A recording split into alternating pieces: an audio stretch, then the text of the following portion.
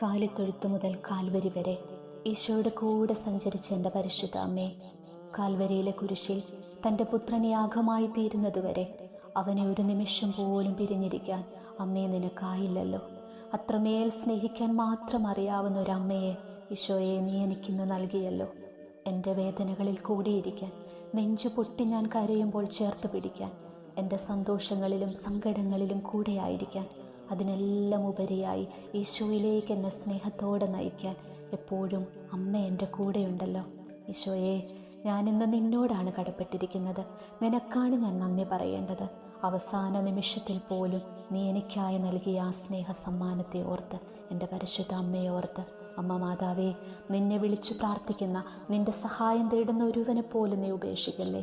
സ്നേഹത്തോടെ അമ്മയുടെ മുൻപിലേക്ക് 3 നിയോഗങ്ങൾ സമർപ്പിച്ച് പ്രാർത്ഥിക്കാം. അമ്മ അവയെല്ലാം ഈശോയ്ക്ക് കൊടുത്ത് പ്രിയ കുഞ്ഞെ നിനക്കായി പ്രാർത്ഥിക്കാം.